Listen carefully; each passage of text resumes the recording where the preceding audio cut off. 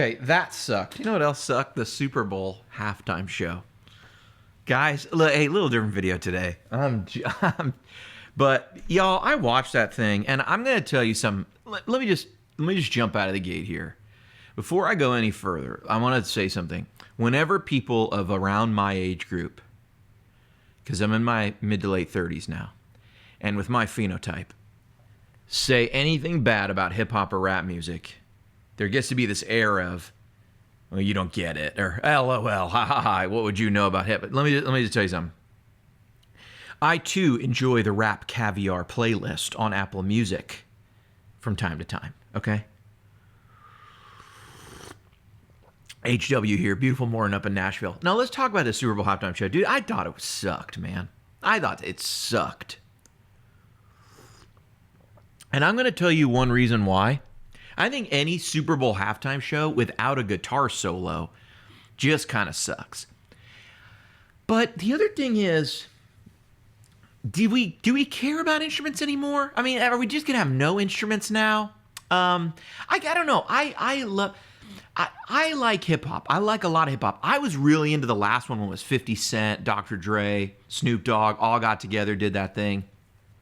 I thought that was a really cool thing going on there, man. But to me, a lot of those songs had great melody. And I was watching the Kendrick Lamar thing yesterday, and I was just going, I'm sitting there going, I mean, Beyonce stuff has melody, but like a lot of his songs had no melody. And so I'm sitting back here, and I'm just like, okay. And it just was all very flat to me. And I saw a lot of the political stuff. And, to me, I think the political stuff is like totally fair game. I know some people might be like, oh, don't put politics in it. I mean, they're artists, man. You know what I mean? You can't like tell them what to do and what not to do. And a lot of times the messaging, political messaging, social messaging is inherent in the music, And so I personally don't have a problem with that, whether I agree or disagree with whatever their like political messages may be. I mean, music is kind of meant to send a message to convey an emotion. And so I thought that was all good, but man, it just felt so flat. And one of the things that I really, I just didn't like about it that much is that there seems to be this big push to put a lot of rap in the halftime show lately. And I think rap is something that can be in the halftime show, but I don't feel like rapping the entire halftime show works. And I'll tell you why, from a practical sense. I think that rap live sucks. When you go watch a rap, I don't know if you guys have ever gone and seen a rapper live. I've seen several hip hop acts live that were either all rap or, it's like maybe half rap, half like someone kind of singing the melody, like a Nate Dogg singing the melody, or like anybody, I don't know, an Ashanti or a Faith Evans. See those names I just put in there? I'm dating myself, right? But like, or Lil Jon or somebody, T-Pain. When you go see a band live, right? Here's the thing. When you go see a band live, you are watching a lot of times 4, 5, 6 people make music that they actually can't, that they recorded on a record, but they can't make it sound like the record live.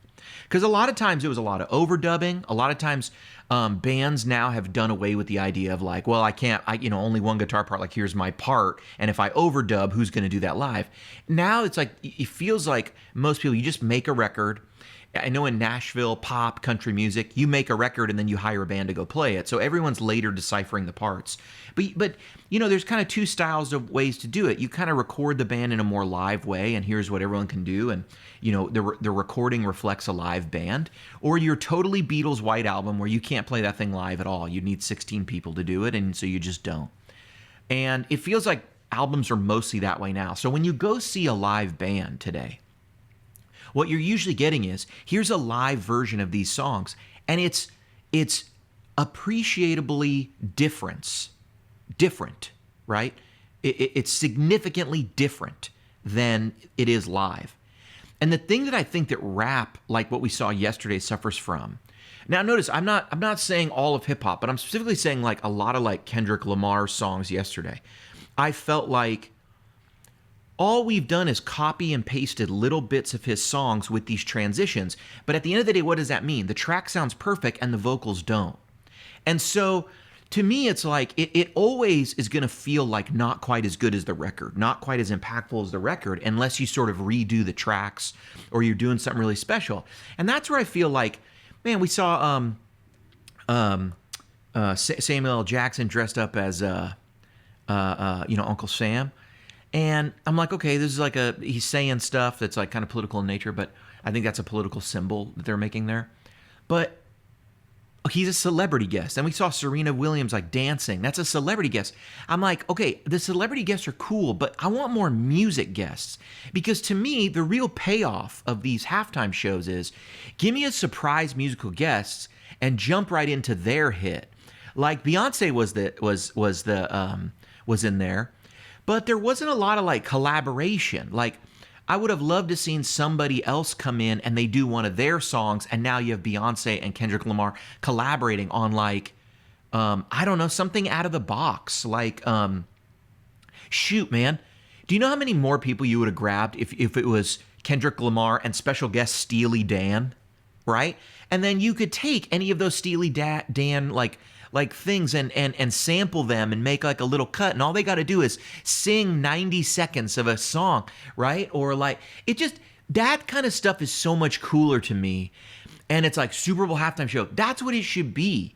It should be, let's do the crazy celebration of like the stuff we would never do on a record. You'll never get Beyonce and Huey Lewis and the News together, right? But that is what's actually really cool. I thought the best thing that could have happened yesterday is if Metallica showed up. And it just like all of a sudden, like Kendrick Lamar is like dissing Drake, and then boom, it's like boom, boom, boom, boom, boom, boom, boom, boom, boom, boom, and they do like 90 seconds, and then boom, like there's some like slow boom, boom, boom, boom, boom, boom, boom, boom, boom, boom, boom, boom, boom, boom, and then Kendrick Lamar raps a verse over that. That would be awesome, and then right back to some whatever the big Kendrick Lamar song is going to be as the finale. That's the kind of stuff that would get people of like all ages, all backgrounds, all people. And I look at this, just the musical choice, and I just go, there's no, it's not even music, it's just people singing on top of a track at this point. And the thing is that's the Star Spangled Banner, that's the national anthem. That's the things we do before that have no production value. Dancers are just not a replacement for musicians. It's not fun to watch. And I got another bone to pick. It's what is this TMZ bullshit that's like, oh, Kendrick Lamar is like doing a diss track with Drake, and but this is a diss track. It's like two really rich men, grown men who are famous. I know Kendrick Lamar, as I've heard many of his songs. I know who Drake is. I've heard many of his songs. I missed the part that they're in a beef. And apparently Drake dated Serena Williams, and that's why Serena Williams is dancing. Again, another pointless celebrity guest. You guys, and then on top of that, you want to put like, there's an American flag and it's split in two, and he's, and I think there's like symbolism in that. And I think there's, what Sam Jackson's saying obviously has some symbolism.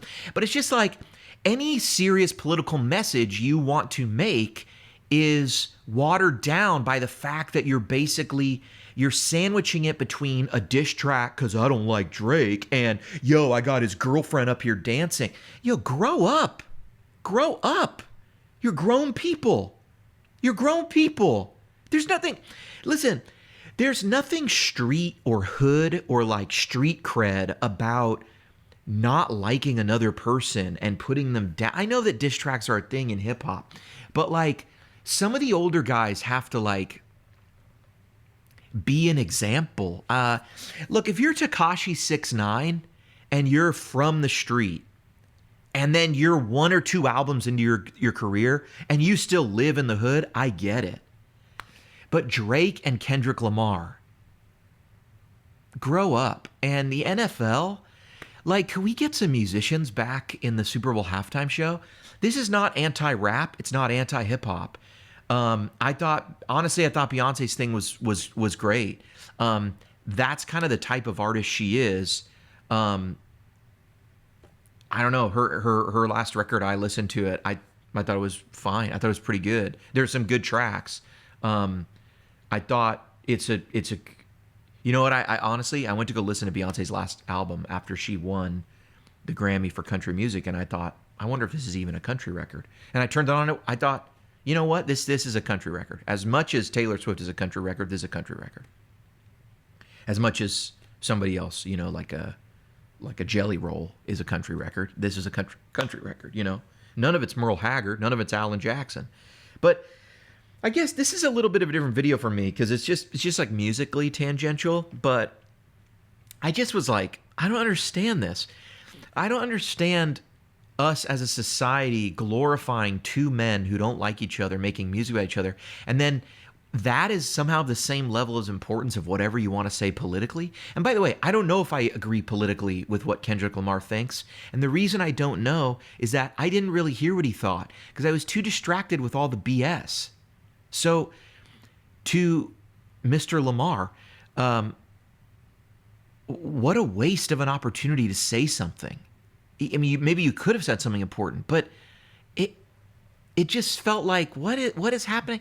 And then all these people on social media are just like, no, you guys don't get it. You don't get it. It's a diss. And he changed this lyric, and Serena Williams is so-and-so's ex-girl. I have a job. So I don't care about this, right? This is the Super Bowl halftime show. It's not a gossip rag. Okay, HW, out.